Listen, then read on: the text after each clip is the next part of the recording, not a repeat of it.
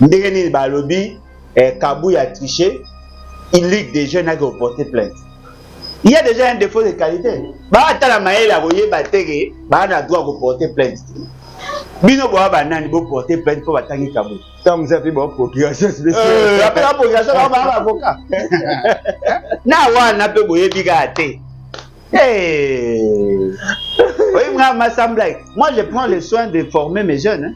Ça c'est bien. Il y a un défaut de qualité, papa. Moi je ne suis pas juriste, mais je m'informe au moins. Ouais.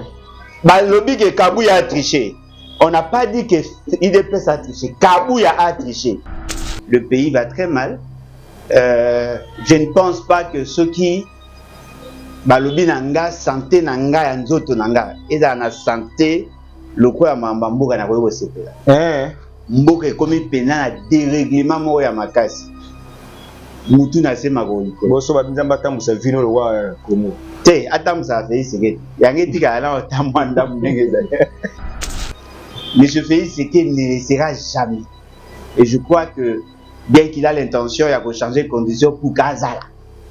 Au-delà, il y a volonté à peuple, il ne sera jamais élu. Sauf qu'Azalaka élu. D'ailleurs, écoute, vous avez dit pourquoi. Azalaka attend à comme député Yamoujimai. La 2011. Il ne sera jamais élu. En 2018, il a été kabilocratiquement élu. Cette fois-ci, elle a été fatistiquement proclamé. Et il va être tshisekedocratiquement investi. Et donc, personnellement, moi, je ne suis pas surpris parce que Naïbi déjà que le complot a été boutiqué bien avant. Mais ce Félix Sekedi était un piètre candidat.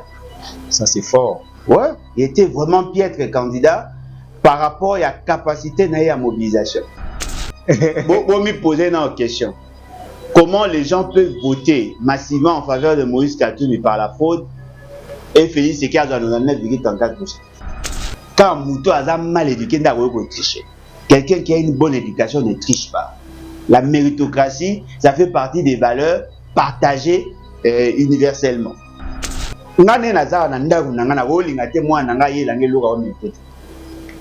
Parce que dans l'éducation, il faut travailler au mérité. Vous imaginez que papa n'a pas de vie à opulence. Moi, je vendais alors que mon papa était riche. Je vendais, moi, je vendais. Et mon route, ça ne peut pas sonner. Habiter, à molimo à commerce. Moi, je vendais. Moi, j'ai fait le commerce, j'étais encore enfant. Na camion ko kene osomba ba biloko. So ibatini ba camion ba mboka na zuipe na koti na camion na somi ba biloko na yote. Moi, je ne triche pas.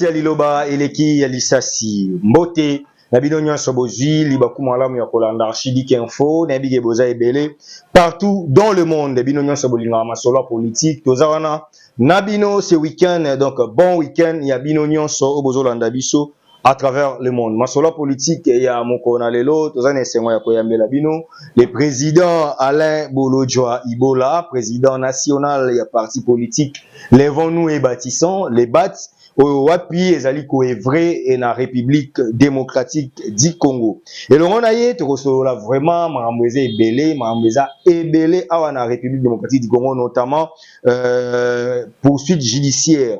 Il y a Gentini Ngobila Mbaka oyo azali ancien gouverneur si on peut le dire parce qu'il a été déchu par l'Assemblée provinciale de Kinshasa et puis te robeta lisolo ya ba sanction o ezolanda fraude électorale.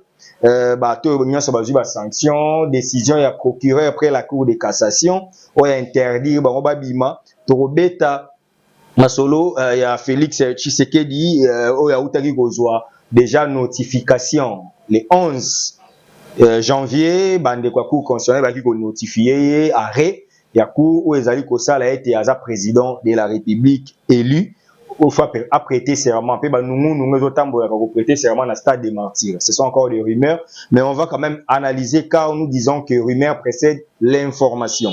Masolo solo les ebele na mwana mboka Alain Bolodjoa. Président Papa Alain. Mbote na yo. Mbote ndeko ngai, mbote na balandi. En tout cas, merci beaucoup pour l'opportunité. Bonne santé?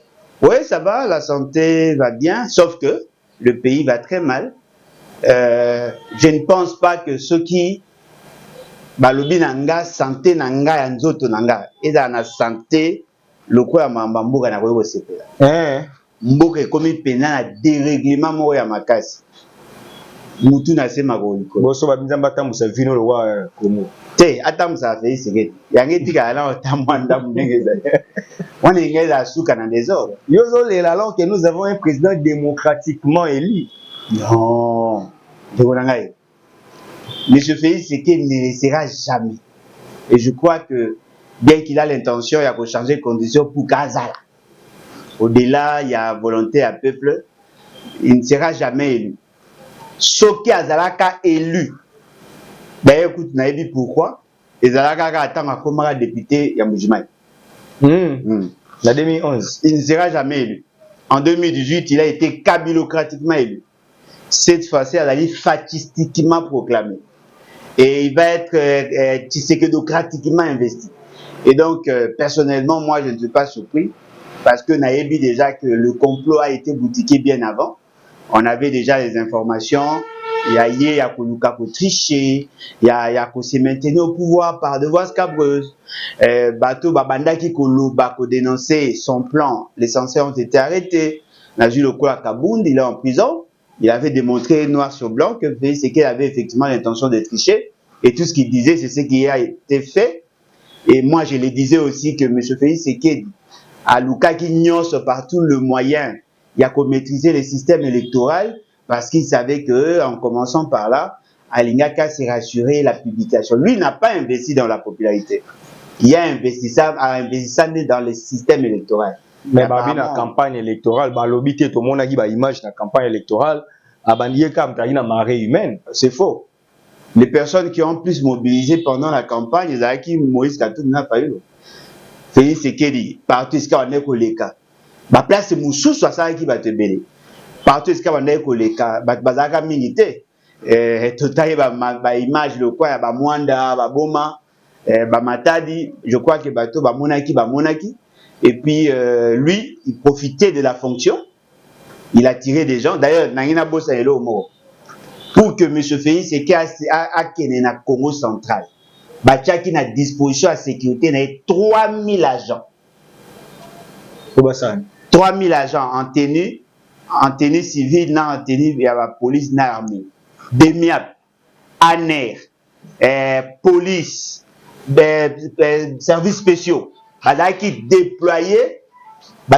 déployé justement pour nous permettre. Alors, mais quand vous imaginez ceux qui déjà sali un tiers ou un sixième y a stade et qu'il a un dispositif sécuritaire à 2000 personnes.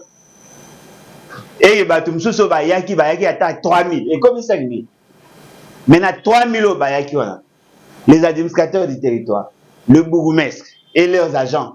Ok, les enseignants, les écoliers, parce que lui, obligé na batu ba kanga ba école, ba kanga ba wendi. Mais comme tout bon tricheur, il a triché, on l'a plus. Non, mais noir sur blanc, c'était les favoris parce que bande comme pas problème, Moïse Katumbi a été mal vendu suite à ses origines. Fayoulou avait perdu la vitesse tant à Bayokanité na Katumbi. Tout le monde a vu que le candidat au dit majeur, on dirait Bazalaki mouche par rapport à Tshisekedi. Non, mais je vous dis, M. Félix Tshisekedi était un piètre candidat.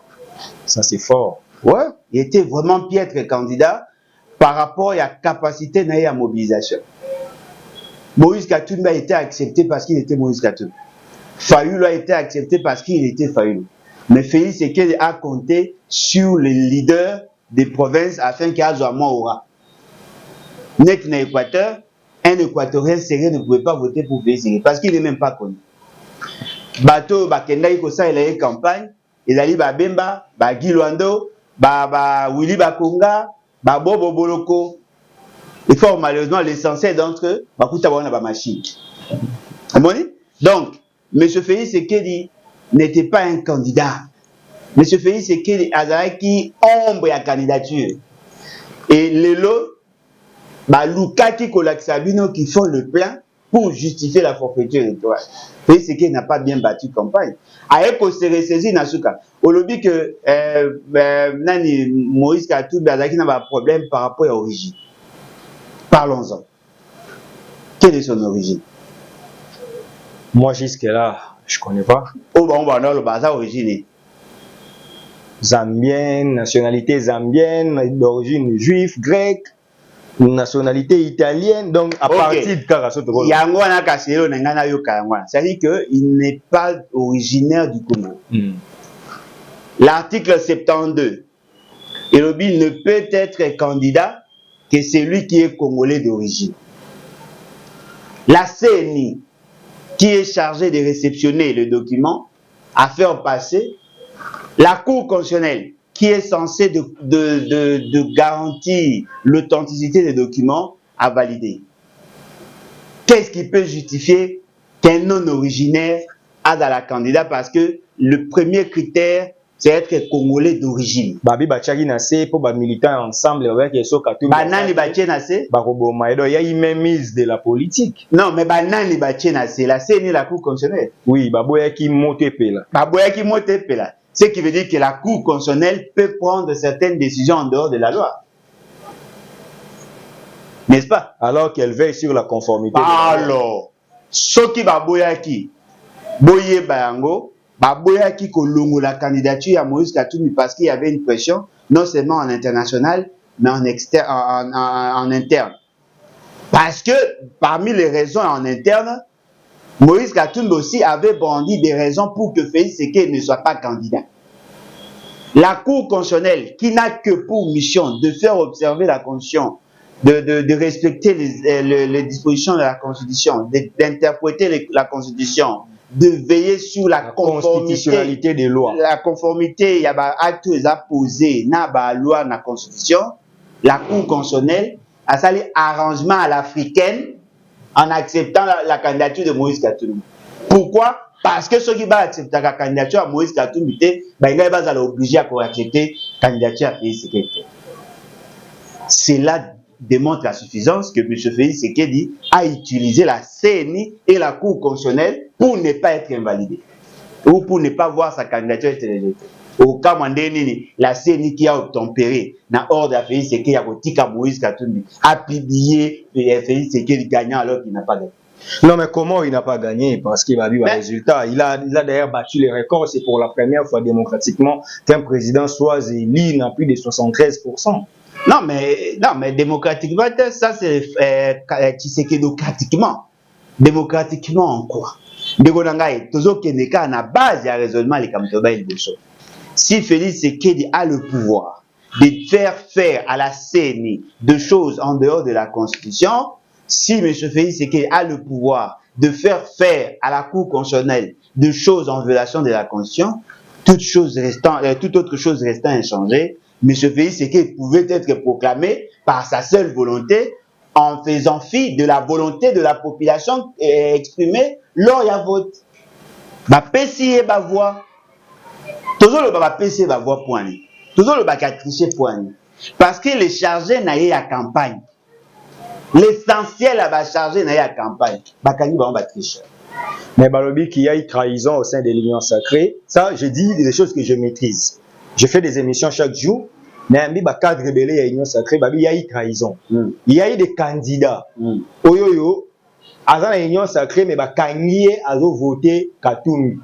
Netinan par exemple. J'ai la vidéo, je vous fais savoir. Non, mais vidéo, vous tapez Singaï, avec Singa sénatrice Moko Nakananga, Kanye a voté, tant a filmé, voté hier, et puis voté.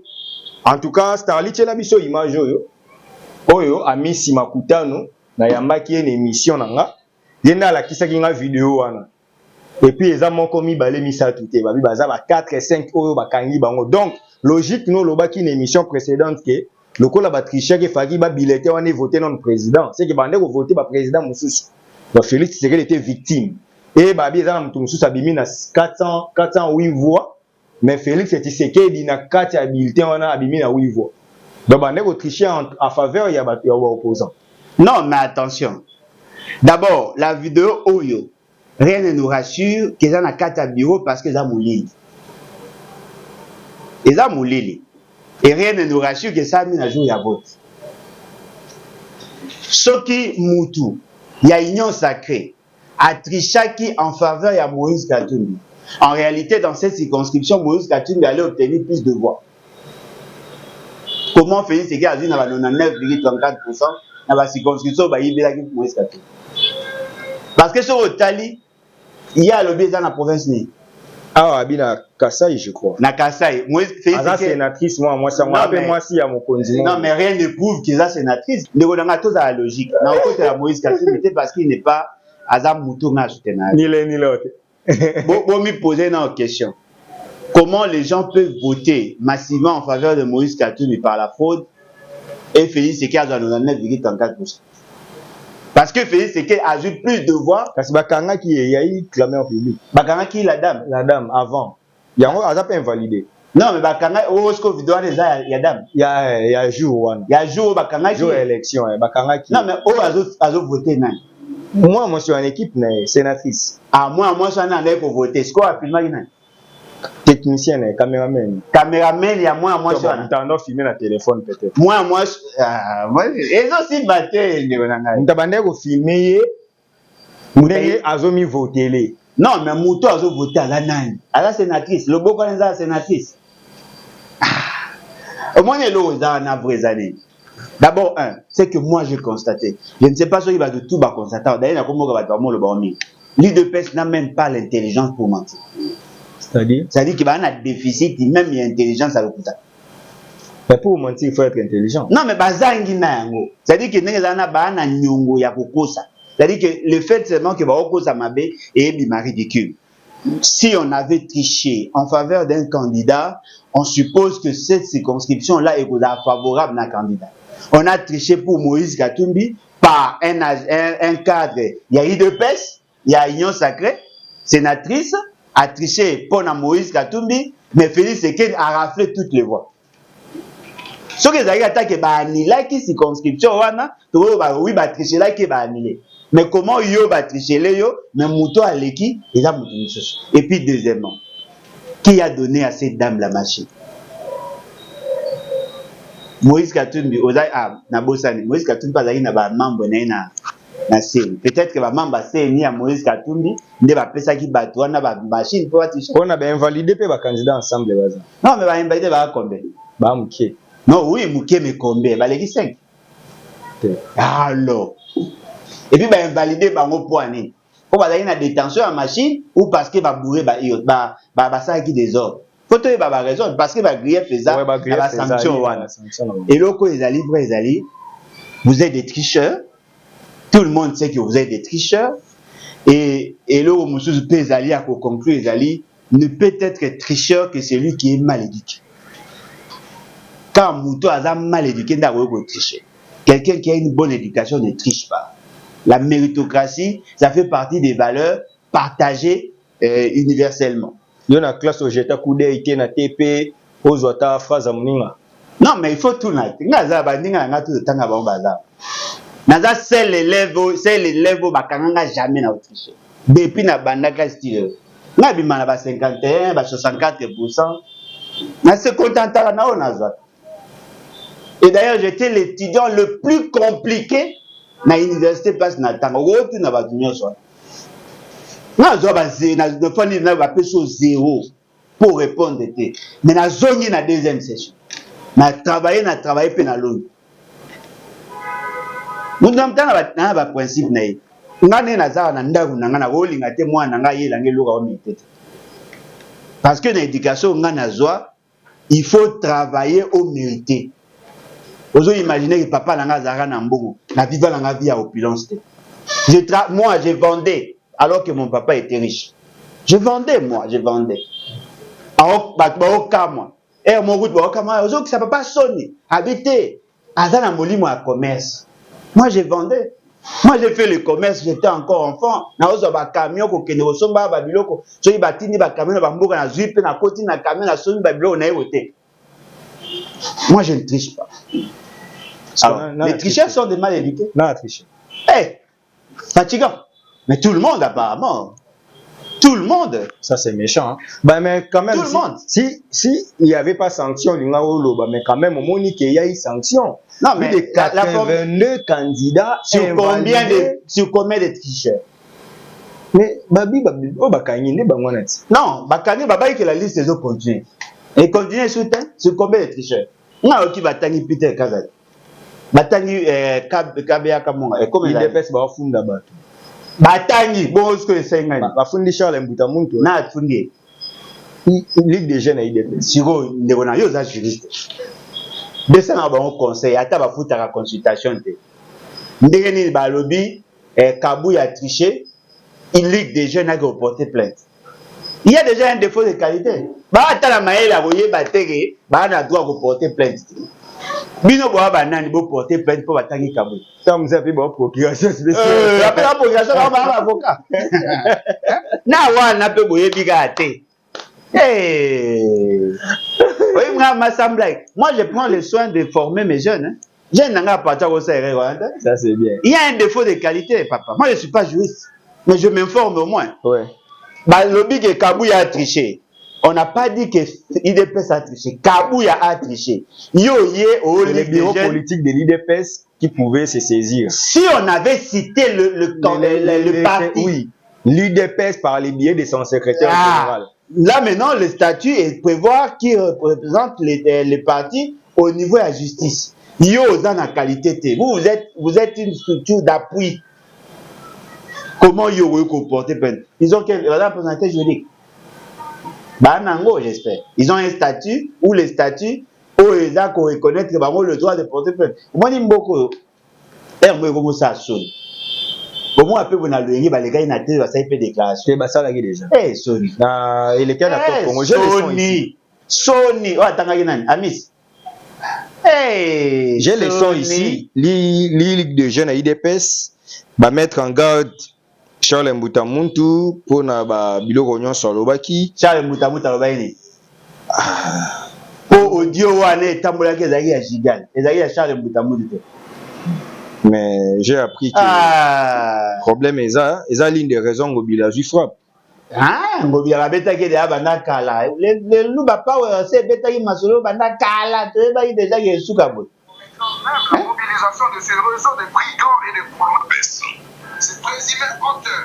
Priez pas. Les invitations dommageables dont la substance sera... Son oyo, tochango kuna, boyoka. Oyoki son. Ouais, mais le problème est vrai. Est que Amisi Makutano a tangi déclaration certainement pour flatter son secrétaire général certainement pour flatter son secrétaire général pour la qui savait que non voilà au Simbi Kabou au Simbinga. Mais il y a des conseillers. Après conseil la table conseiller il y a société il y a Zali PCA. Enfin ça table bango et ça nani au Jeffrem. Enfin ça table bango tout na table bango question. Est-ce que ceux qui va finir papa moi n'a pas porter plainte pour finir papa? Est-ce que ceux qui finir secrétaire général, est-ce qu'un simple membre de la parti peut engager les partis pour aller porter plainte? Il pas y écouter. On a posé ça comme un moutabouné. À ça bandit. À éviter la vlog un peu comme c'est ridicule.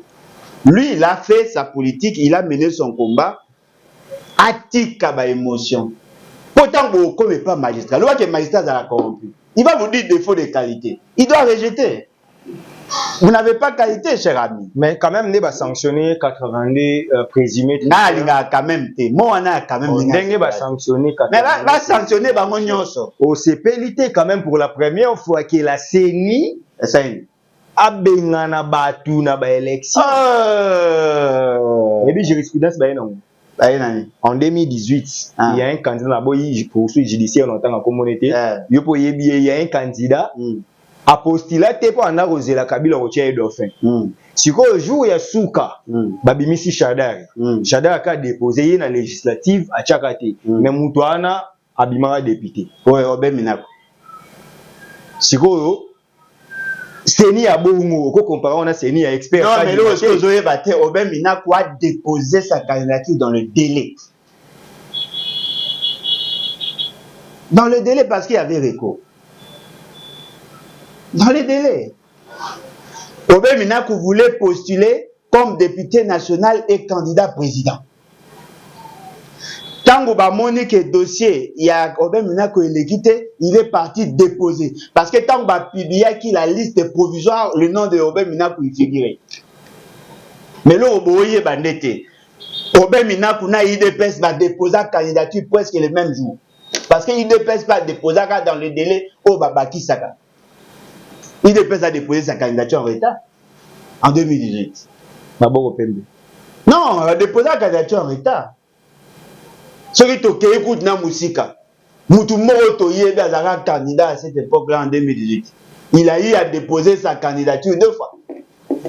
Première candidature a été rejetée et ça lui écho parce que la pièce à Tchaki, la pièce jointe, la pièce à Lukuta. Après Kabila Atali, à Luki Babandeli dossier. Les tobanga oloba po baroya okomao bakomi ko insécuriser aux journalistes comme les laïcs. Toyebi mambebele iloko ezali vrai. Moi je vais vous dire en 2006, en 2011 comme en 2018, la CENI a eu à sanctionner certains candidats. Est-ce que vous avez la honnêteté scientifique et reconnaître les cas comme l'expert? Les médiocres parmi les présidents. À la qualité cartini. Expert. Médiocre parmi les présidents CENI, le plus médiocre. Et là, la CENI a eu à sanctionner certains candidats pour fraude et pour union soana. Bakenda qui n'est pas recours na cour constitutionnelle. Pourquoi bakota ça recours? Mtingi Pouloulou, azaki candidat. CENI a publié. Après à Longwet. Après à Kocha Moudouzouzou. Ce que bateau ba Longwa qui va bazali. Bateau bazalaki o bazalaki ba candidat liboso. Au bazaki non proclamé par la CENI. Bazaki ils étaient sanctionnés. Après bah ils ont savango na cour constitutionnelle. Après bah ils ont la licence.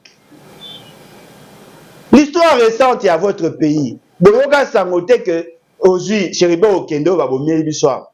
Cheribe Okende était proclamé na CENI. Ba longolé na cour constitutionnelle. Bazongise na cour constitutionnelle. Pourquoi? Parce que ba bi ezaki na erreur matérielle. Ils ont démontré que les griefs au ba longola qui ezaki fondé à zone. C'est la même chose. Vous appelez sur les 82 personnes, 40 bazonga. Et le nombre de bateaux trichés est de loin pour les 82. Par contre, on a 3000. Mais évitez de autant à Bakombo. Maintenant, il y a chez eux. Té Bakombo bateau aux autres à tricher. Non, évitez autant à Bakombo, c'est une tatani. Té bateau, oh, batangi té na CENI. Oh, mais bon, si on attend qui bon va porter plainte point. Lui étant légaliste. Qui est légaliste? Amissi. Oh, légaliste, c'est vous t'apporter plainte sans titre, sans qualité. Non, c'est sa question. Ah, tika ma question. Soki Kabouya. Soki Mambo s'avérait vrai que Kabouya bimi tricheur. Il laisse les partis des Etienne Tshisekedi. On est allé bango. On a été en contradiction. Poison dimati. Oh, on dimati ba émotion na biso to gérer. Amis, biso to gérer ba émotion na. Tout ça sérieux. To beta ma soif famille na été. C'est un ami oui, mais to beta ma soif famille. Sur la République démocratique. Non, mais effectivement, il doit apprendre à être raisonnable. À la qui c'est il laisse il sanctionne tout le monde, même son CG. Bon, ça il aime son sujet, lui ses amis. Oh, tu dois beta ma soif payer aux on a la légèreté. Ah, il a pas blague. Chers amis, et là, ce n'est pas parce que Yo vous a convaincu que ce qui s'est fait est le Kouta. Comment il y a eu la machine? Comment il est secrétaire général IDPS à cause de la machine? Mais vos militants IDPS ont été sanctionnés, trouvés avec des machines. On me posait la question, on a parti. Mais tu as dit, le bâti. Oh, il y a un autre bende. Tozali. kobeta masolo ya ba tricheur. OK. Comment secrétaire général a kozwa machine parce que la CENI mutazaki na sela azaki na panage ya kozala machine. Mozo bosana ke bouti ko radier ba membre na bi bouti ko loba ke bo radier ba membre na bino ya parti po ba kuti bango na machine ba otiche. Membre wana ya parti na bino azape na mono azaki pe na droit kozala machine te na zui quand même. Ana rani. Ya roba siliki. Non, ana rani. Ya kimpumbulu ya C. Soki secrétaire général, soki simplement bakoza na machine, quid alors na secrétaire général. Soki bozalaki ko raisonner malamu na ndenge esengeli. Et bongai bosani, et bongai botika justice asa musala, va démontrer qu'effectivement il est innocent. Même si vous trouvez des astuces, dans la conscience collective, on sait que c'est un tricheur. Parce que la justice ne l'a pas poursuivi. Il avait dit qu'il va distribuer les armes. Bah même la justice abimi clean sans que Samba Sonini a changé maloba, le magistrat ont obtempéré parce qu'il est le secrétaire général de la famille présidentielle. Parti où il y a le bara famille présidentielle. Il y a 6. Oh, alors bara ne pas comprendre le temps. Alors bara pas Israël mouton famille le secrétaire général de la famille présidentielle. Hein? Et donc et le quoi est livré, le quoi a beau lobby qui est beau sanctionner Batumsus. Bon continuer liste. Na yoka ki Israël mutomba ebisi biso la liste est longue kadi maboga ka publier bato mususu. Après elali poani parce que bato ba cité wana bazali intouchable. Alors, c'est ça la République au niveau bondelani. Ce que vous me imaginez, pays c'est qui président nanga. Mazaliti. Comme il y a un pays c'est qui président nanga. So ça il peut aller de voir batuni quel est le nom du président de la République. Na okoma par défaut pays c'est qui. Mais par défaut il y a des réponses. Non, par défaut pays c'est qui. Parce qu'un président de la République est en même temps chef de l'État. Un chef de l'État ne peut pas être tricheur.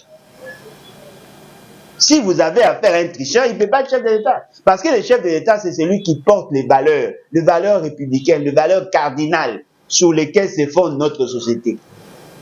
Et là, quand ils arrivent vrai, il y a beaucoup de tricheurs. Baotanga ba Kombebele, baotanga ba Gilwando, baotanga ba Jean-Lucien Boussa, ne nazo ka ba Dusu baotanga, bazotanga ba Liaou, bazotanga ba Ter. Soki bozak sur que baza clean, bazar n'a problème, laissez alors la justice faire son travail. Le fait seulement que vous avez présenté un groupe et que vous laissez d'autres, on comprend que le réseau était bien conçu, systémique. Vous avez voulu que les gens trichent en faveur de pays sécurité. Parce que sur une Kenya Équateur, la personne qui a battu campagne pour pays sécurité, Bakanye n'a triché.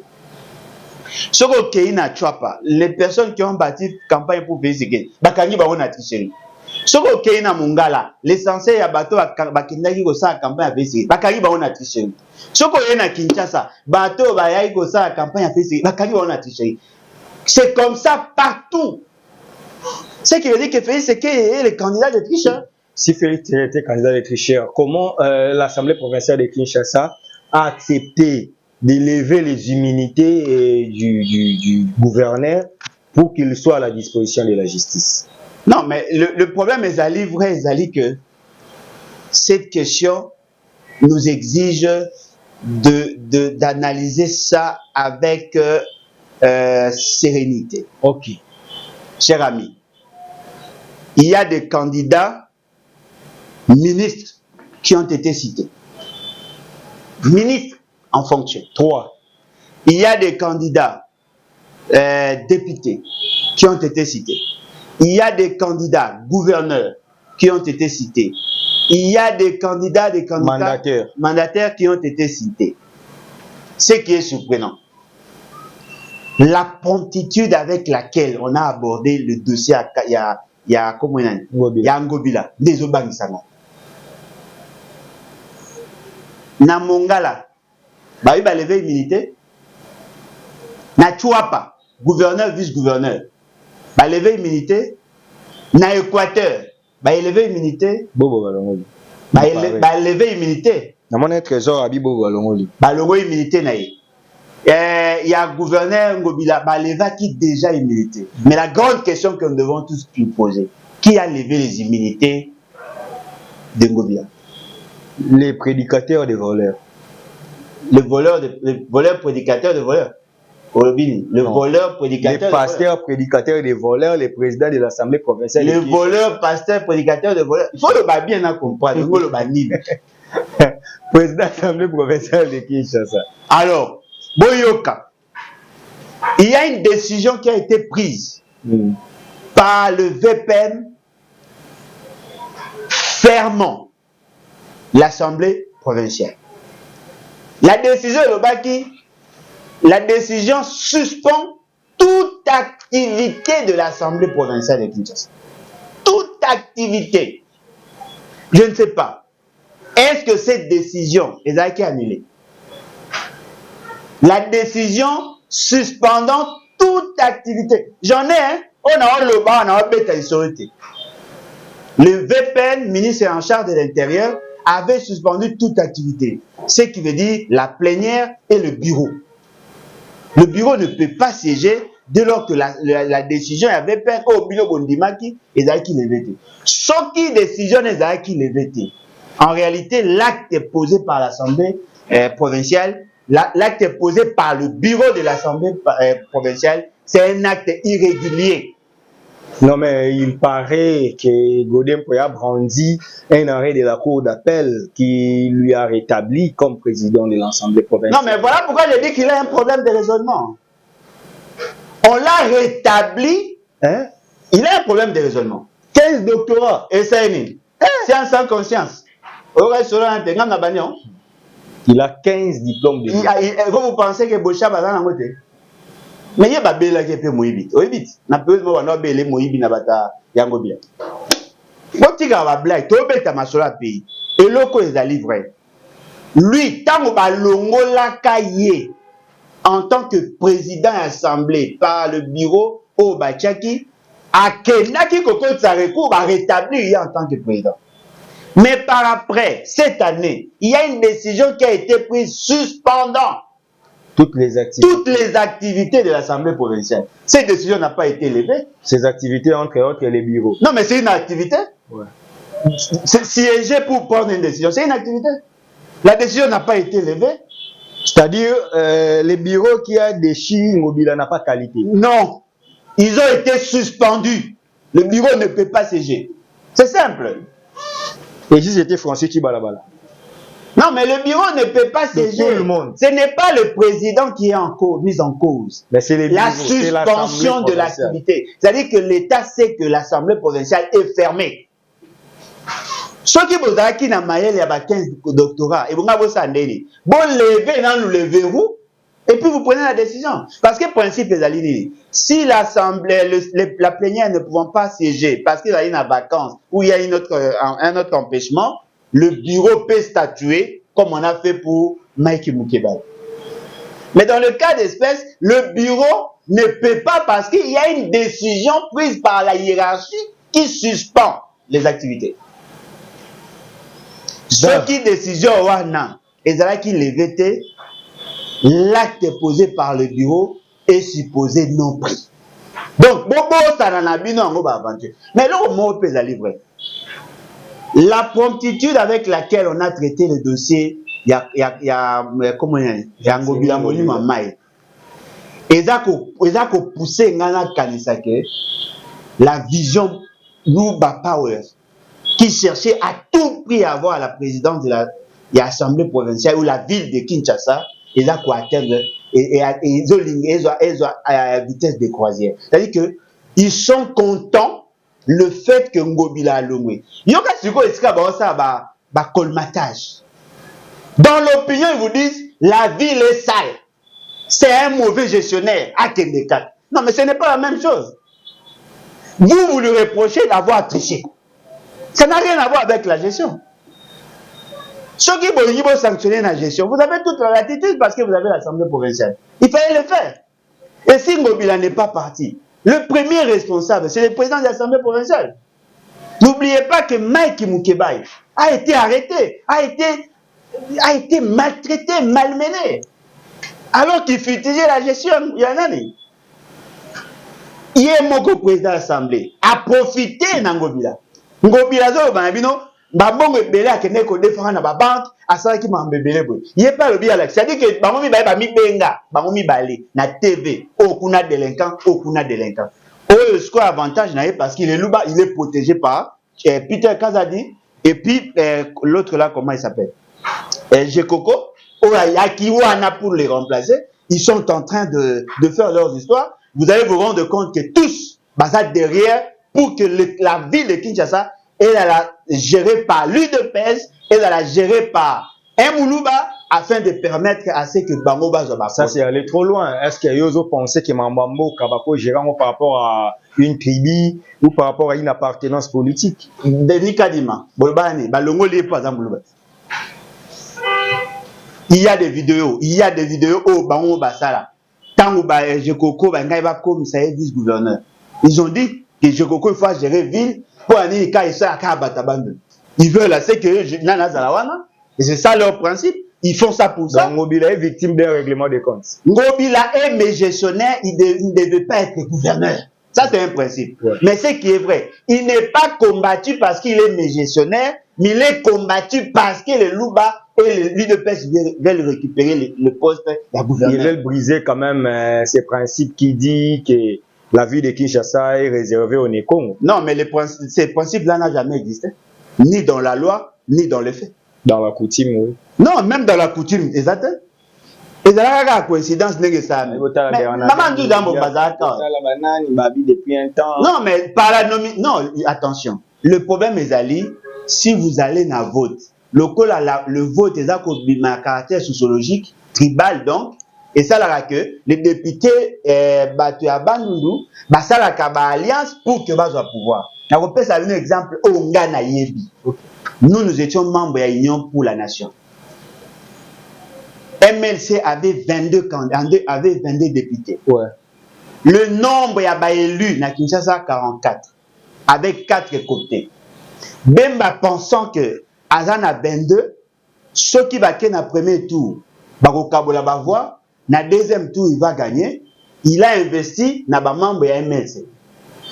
Tozala qui est en alliance avec Labako. Ouais. Labako avait aussi ses candidats, députés naïe. Tozala qui n'a ba indépendant. Ba indépendant au bazalaki pe na biso na union sacrée. Na union pour la nation. Tango ekoko manapeo la vote. Tolobi OK loko la président Cécile to kabola ba poste na niveau à gouvernorat. Loko la bako azali na ba assise makas na Congo central. Abako azwa titulaire kuna awazwa adjoint. MLC azwa titulaire awa kuna azwa adjoint. Bemba boyi alobi que to sangana ki pour la union pour la nation pour la présidence makambo ya gouverneur akipe yango yemoro nani achaki candidat na ye nani Kasai oriental Kasai occidental achaki Alex Kandemu Pompa na nani policier na ye ache na Congo central ache ba candidat na ye ache abako na ba biso abi et comme il est boé abako s'est désolidarisé. La bako était prêt à soutenir Adabo Mbole na babala bazaki prêt baboya ki ko soutenir babala nani Adabo Mbole pas parce qu'il est équatorien mais parce que même baboya ki ko kabola pouvoir na baninga. C'est comme ça que baké ko voter André Kimbuta. On l'a pas voté parce qu'il était méconnu. C'est vrai que dans son discours, il a joué sur ça. Mais il n'a pas été voté pour ça. Il a été voté parce qu'il a su négocier. Après ça, qu'il y a Bako, ministère, ça qui a arrangement à Bango à cette époque. À cette époque, il était soutenu par le vieux Marco Bangouli. Non. Alors, qui est soutenu par le vieux Théophile Mbemba. Voyez-vous, c'était lui qui était son parrain. Ouais. Et puis, Bato va financer qui a Magloire Kabemba. Goda Motemona, ils ont mis le moyen, l'équissi. Après André Kimbuta, c'est qui? C'est Jean-Tini Ngobila.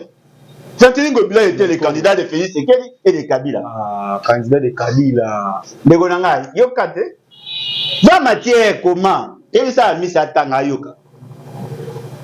Ngobila était le candidat commun de Félix Sekeli et de Kabila. Ngobila, c'est un ami de Félix Tshisekedi. Ngobila, c'est un ami de Félix Tshisekedi. Moi, si Ngobila, moi, si à la Biselele, il y a un allé. Il faut. Oui, bien sûr. Qui est pour garantir les intérêts des uns et des autres. Bato va et puis battre na page na Facebook. Na lobela ka yango que Ngobila est le candidat commun. Na lobela yango déjà. Ezaki même année au pays qui a prêté ici. Moi je le savais que c'est lui qui allait être là. Donc bato ba le wana esprit na bango que na Kinshasa mais le mot que mais s'il arrive à convaincre les grands électeurs et lorsque la livre les gens veulent maîtriser Kinshasa pas pour des raisons mais pour des raisons il y a commodité ils veulent assez que bazwa ville à Kinshasa ba kabola ba poste ba pesa ba militant na bango na ba ndeko na bango ya tribu ba pesa bango ba poste afin que bango ba régner. C'est clair. Ça c'est fort. On doit commencer à crever l'abcès. Moi, mon souci, c'est je ne serai pas contre qu'un Louba devienne gouverneur, même ici, même à l'Équateur. Ça ne me dit absolument rien. Mais on c'est pélaté la procédure. Mais il y a une photo qui circule que nous ne pouvons pas prouver que c'est authentique. Mais c'est une photo qui circule déjà depuis hier nuit. Où les alliés, ministre et intérieur, président des fêtes et assemblée provinciale de Kinshasa, et puis les vice-gouverneurs faisant office et gouverneur intérimaire, bah on met ça tout en liesse. Le va pas ouais. Nabi photo n'est pas authentique. Et yo mona photo te je te dis que bah on met ça ne va pas na lo. C'est bateau bafunda Kabuya qui est mutazo lukalo ngola mobile bakosela ma. Non, Kabuya fait partie à raison parce que c'est Kabuya qui soutient Jekoko Nglo. Ah. Ndeko nanga azo ebisa yo Luba Power ezako sala. Moi yelo na olinga bo comprendre des aibwe. Moi je ne suis pas contre les Luba. Tous les Luba ne sont pas contre la nation. Mais le Luba Power a l'intention à dominer. Le même réflexe que vous voyez ici, c'est le même réflexe que vous avez à Katana. Ok. C'est le même, je vous dis. Batié, Balouba, candidat député provinciaux, conseiller communaux, et Balouba dans la députation nationale, ils ont tout fait pour que c'est une vision qui est partagée. Ceux qui vont pour l'intérêt de la République, on comprendrait. Mais ceux qui allaient pour la suprématie d'une tribu, ce n'est pas intéressant. Oui, ce pour un ceux qui moulou balinga comme un gouverneur, à ça la mot de manière régulière. Ceux qui moulou de manière régulière, non? Non, mais il y a au monde dans le lot. Oh, ils ont mon art. Ils allaient sommer Asbert. Oh, ils en ont assez au éviter. Pourquoi a-t-il été choisi comme vice-gouverneur? Qu'est-ce qui a été dit pendant qu'il était candidat et vice-gouverneur? Non, parce qu'il avait perdu en 2019 avec Laurent Batoumona. Après, il y a un local à est-ce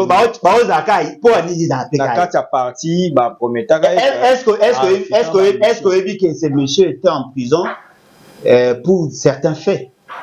Ouais. Chico, vous voyez comme c'est gouverneur, pourquoi? Parce qu'il est expert en quoi?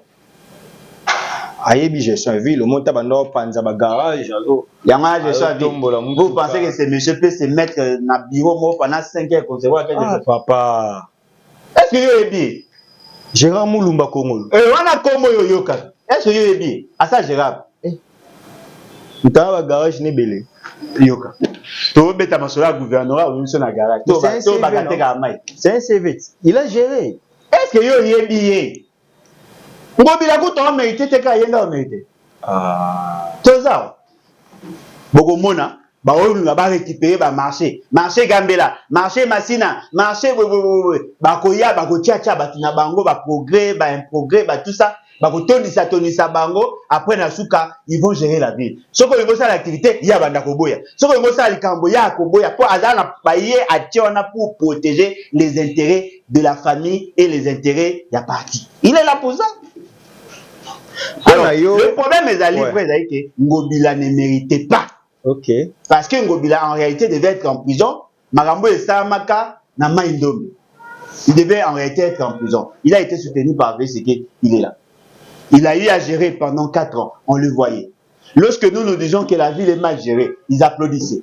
babi que les bilans ils allaient positifs ya pays c'est que na Kinshasa mais bilans ça négatif ya Ngobila. Ngobila a tiki mboka ezali salité pays c'est que ya lobi a beka pour intervenir mais eza musala na été eza musala gouverneur. Le gouverneur ndenga zawana je suis sûr et certain le jour à cause na courage à koloba a koyebisa bino ke mbongo nyonso ekendaka na ba activité politique ya ba pays c'est que ya ba toyi des pèses ya ba nyonso. Ce sont la réalité. Un mauvais gestionnaire qui a été placé là pour détourner l'argent. Et il n'a pas été le seul.